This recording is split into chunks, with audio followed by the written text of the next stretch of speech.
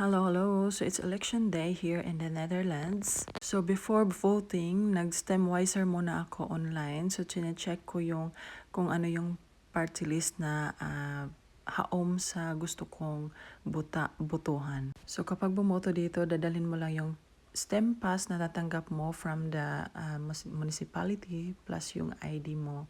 So ito yung natanggap ko.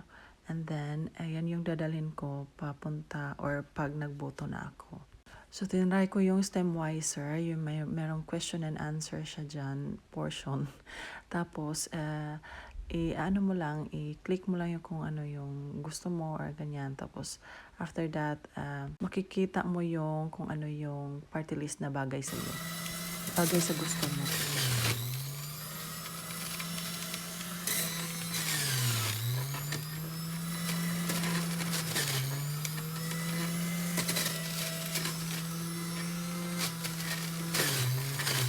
So, before voting, naggawa muna ako ng juice.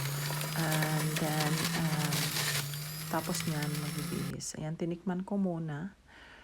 At saka, ayan na.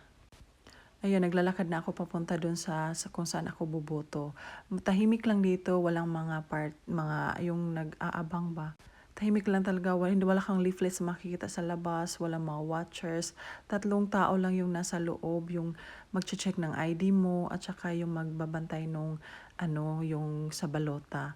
So ito nga pala yung natanggap ko na. Ito yung dito ako shade. Isa lang yung i-shade mo sa dinami-dami. So ayan.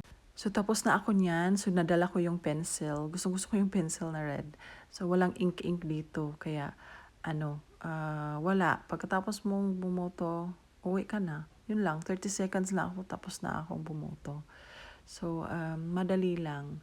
So, yun nga sabi ko, 3 tao lang yung nasa loob. Hindi kagaya sa Pilipinas na maraming watchers. Tsaka kung ano-ano mga watchers ng mga iba-ibang party list. Dito wala. So, ayan, bibigyan ka lang ng list. Tapos yan, pipili lang ka. So, yan na yun. Pagkatapos yan, pumunta na ako ng station kasi pupunta ako ng city. And then, wala nang maparkingan sa ilalim. Umakyat na ako sa ibabaw niyan. Buti na lang yung mga stairs dito, merong mga ganito na ramp para madaanan mo papuntang taas na yung dala-dala mo yung bike ba. So, tinry ko to. Iniwan ko yung cellphone ko sa baba. Mahirap talaga pag, a vlogger to be or ambitious ka. So, yan. Bumalik na naman ako para kukunin ko yung cellphone. Gusto ko sana aesthetic pero wala eh. So, yan. Dito na ako nakapark sa ibabaw. Pwede ka mag-park sa ibabaw pero nabibigatan na ako sa bike. Kaya sa ilalim ko na lang siya pinapark. At saka maganda kasi pag naulan hindi siya masyadong hindi siya yung nasa top bit. Kasi pag naulanan yan, mas lalong bibigat kasi yung bag ng bike ko is mabigat din. So, ayan, papunta na ako niyan sa Den Haag. Sumakay ako ng train.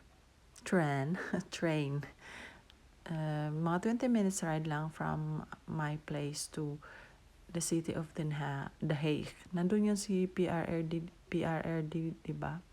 Pero hindi pa ako nakapunta dun sa kanya. Pumasok ko sa TK Maxx, yun yung paborito ko. Diyan nakakita ako ng mga iba-ibang mga products, mga imported products na mura lang. Lahat sila naka-low price na.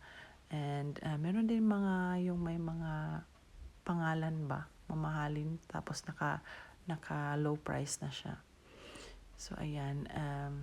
Iwan ko to. Yeah, dito lumabas na ako niyan. And, papunta ako niyan sa ramen house. Ito yung paborito kong kinakainan dyan sa Den Haag. Pag ganito yung makulimlim ang panahon, malamig, kumakain ako ng ramen dyan. Masarap talaga yung laksa nila. Ang sarap. So, nag-enjoy naman ako kahit mag-isa lang akong lumabas. So, yan. At saka, umuwi na rin ako.